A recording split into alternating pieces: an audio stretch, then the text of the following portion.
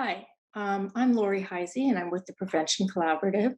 And I'm here today to talk to you about data, especially data on intimate partner violence.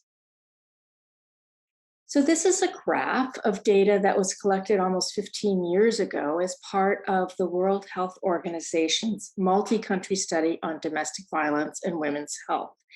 That was actually the first study that we were able to do globally that could capture comparable data across settings. And what you see on this graph is the total amount of violence that women experience in each of 10 different countries and 15 sites. So there were 10 countries, but some of the countries had multiple sites. So you see here on the left-hand side of the x-axis, Ethiopia province, which is Utanjira, which is a rural province in Ethiopia. Then you see a place, for example, like Thailand, where we have both a province and a city, the main city in Thailand, Bangkok. What we have up on the left-hand side of the graph, the y-axis, is 100% of the violence that adult women, women older than 15, report experiencing in their lifetime since 15. And this is including both intimate partner violence, so violence perpetrated by intimate partners, as well as violence perpetrated by others, let's say an acquaintance. And we're breaking down all of that violence by the perpetrator. So the green bars, or the green portion of the bar, so if you're looking here in Ethiopia, this 91 here means that 91% of all of the violence that women report since the age of 15, physical or sexual violence or both, was perpetrated by an intimate partner amongst women who responded to the survey here in Ethiopia.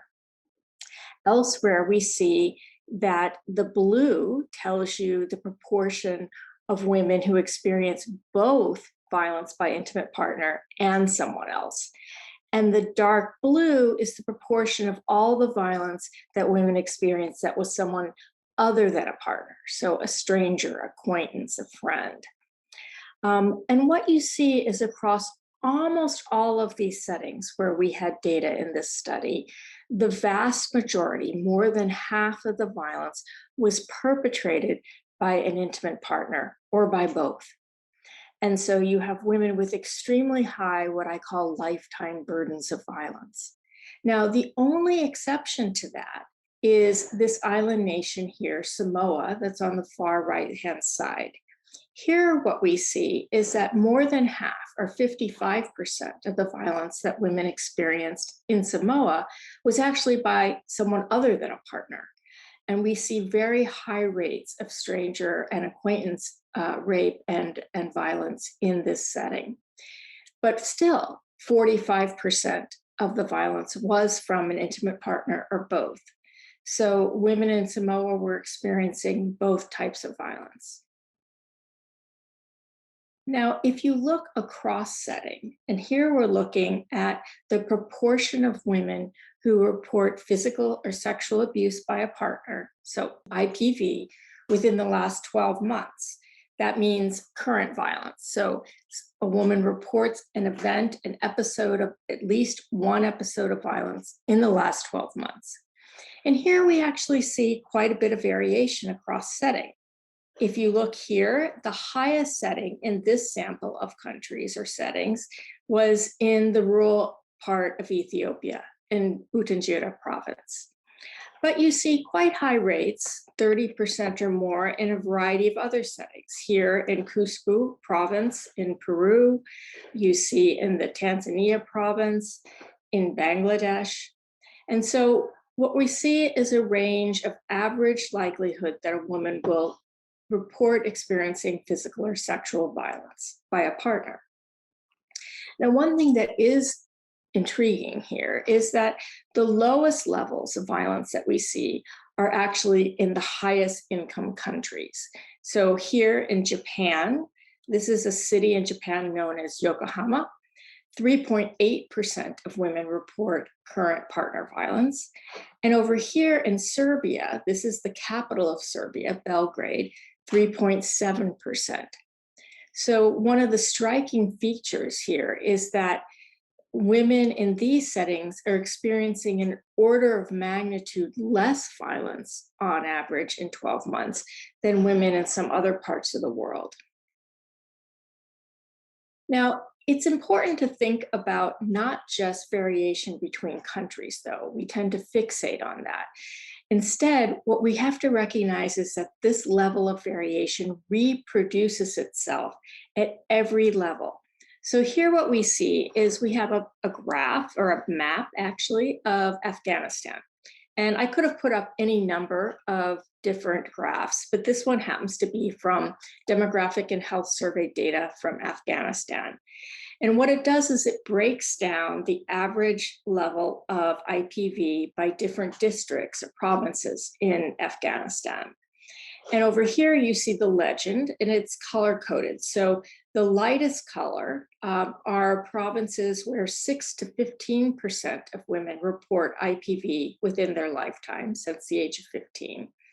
And the darkest province, the darkest green here, so you see this in the middle of the country and over here, is 76 to 92% of women report experiencing partner violence in their lifetime.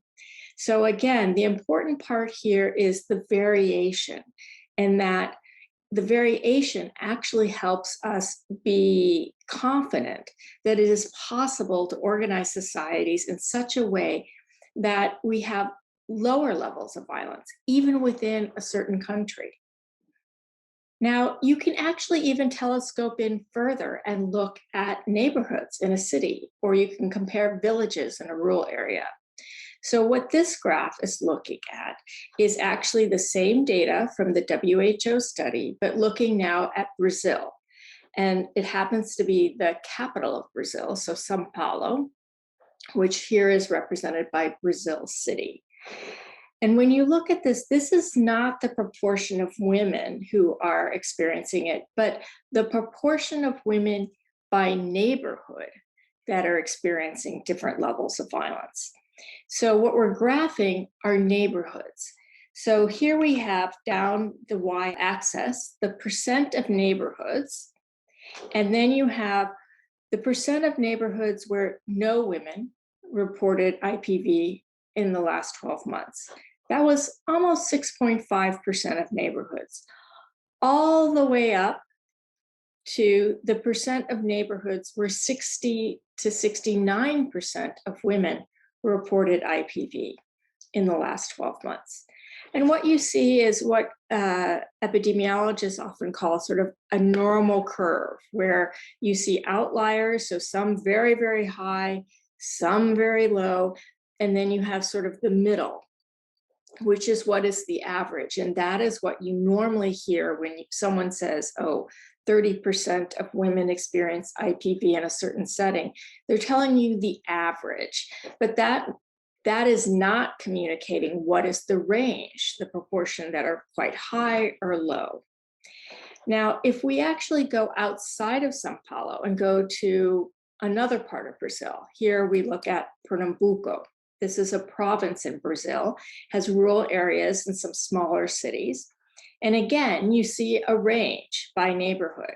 So here, there's far fewer neighborhoods where no women report IPV in the last 12 months. And there's even higher numbers where you have these very high levels of women reporting IPV.